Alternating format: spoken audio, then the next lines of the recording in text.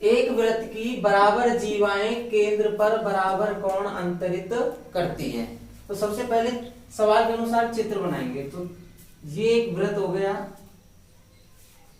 अब इस वृत्त में दो बराबर जीवाएं हैं, तो एक जीवा यह मान ले और एक जीवा यह मान ले, दोनों जीवाएं बराबर है। अब बराबर जीवाएं हैं तो केंद्र पर अंतरित कोण, ये जीवा का नाम मान लो अपन ए बी और या का नाम रख दिया सी डी। अब केंद्र पर यह जीवा सी डी जीवा है जो केंद्र पर ये कोण बनाएगी, ये वाला कोण, और ए बी जीवा है जो ये वाला कोण बनाएगी। तो केंद्र पर अंतरित कोण कौन सा हो गया, एक तो ये वाला हो गया ए ओ बी और दूसरा क्या हो गया सी ओ डी। यही सिद्ध करना है अपन को कि ए ओ बी बराबर सी ओ डी। तो अपन सबसे पहले दिया है लिख देते हैं। दिया क्या है कि जीवाएं बराबर हैं। अब जीवा अपन चित्र में देख रहा है अपन ने बनाई ए बी और सी डी दो जीवा है, तो दिया है क्या लिख देंगे, दिया है ए बी बराबर सी डी, जीवा ए बी बराबर जीवा सी डी। अब सिद्ध क्या करना है, क्या लिख देंगे, सिद्ध करना है। सिद्ध करना है अपन को केंद्र पर अंतरित कोण बराबर सिद्ध करने हैं, तो इसलिए अपन क्या ले लेंगे, कोण ए ओ बी बराबर क्या लेना है सी ओ डी। दोनों कोण बराबर सिद्ध करने। अब दोनों कोण हमने अपन बराबर सिद्ध करेंगे तो इसके लिए दो त्रिभुज है अपने पास। अब त्रिभुज की सर्वांग समता का नियम अपन जानेगा तो अभी पता चल जाएगा त्रिभुज की सर्वांग समता का नियम। तो उत्पत्ति ले लेते हैं। उत्पत्ति में दो त्रिभुज है, कौन कौन सी, ए ओ बी और सी ओ डी, दो त्रिभुज है। तो यह ले लेंगे त्रिभुज ए ओ बी व त्रिभुज सी ओ डी में। अब दोनों त्रिभुजों में अपन देखेंगे कि जो चीज अपन को बराबर नजर आ रही है उन सबको लिख लेंगे। तो अपन लिख सकते हैं ए बी बराबर सी डी। भाई इस त्रिभुज में ए बी इस त्रिभुज की किसके बराबर है, सी डी के बराबर है।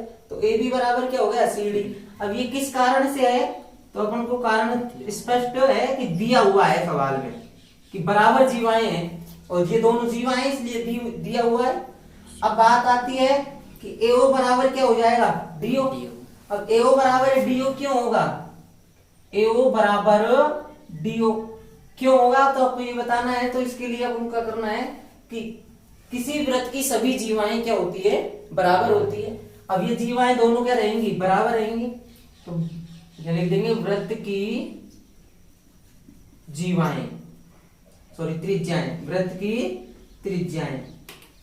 एक वृत्त की सभी त्रिज्याएं क्या होती है, बराबर होती है, इसलिए ये दोनों बराबर। अब अपन चलेंगे अगला लेते हैं।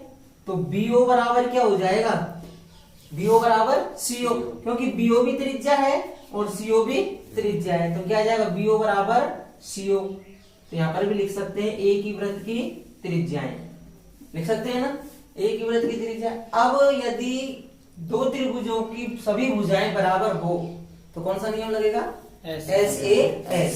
क्या लिख देंगे अपन, एस एस एस नियम। एस एस एस नियम से दोनों त्रिभुज क्या है, सर्वांग सम। त्रिभुज ए ओ बी सर्वांग सम क्या हो जाएगा, त्रिभुज सी ओ डी, ए ओ बी सर्वांग सम सी ओ डी। अब सर्वांग सम त्रिभुज के संगत भुजा और संगत कोण क्या रहते हैं, समान रहते हैं।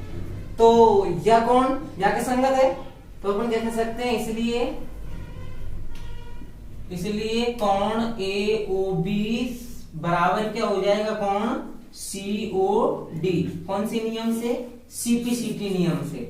कौन सा सो, सीपीसीटी नियम से, सीपीसीटी से। अब अपन को ध्यान रखना का है कि सीपीसीटी क्या हो गए, सीपीसीटी को हिंदी में क्या कहते हैं, तो सर्वांग सम त्रिभुज की संगत भुजा व संगत कोण क्या होते हैं, बराबर होते हैं। और यही अपन को सिद्ध करना हो, दोनों त्रिभुज सर्वांग सम सिद्ध होगी और सर्वांग सम है दोनों त्रिभुज, तो संगत कोण क्या रहेंगे, बराबर। इस प्रकार से इति सिद्धम। यह सवाल है, उतारो और मैं भी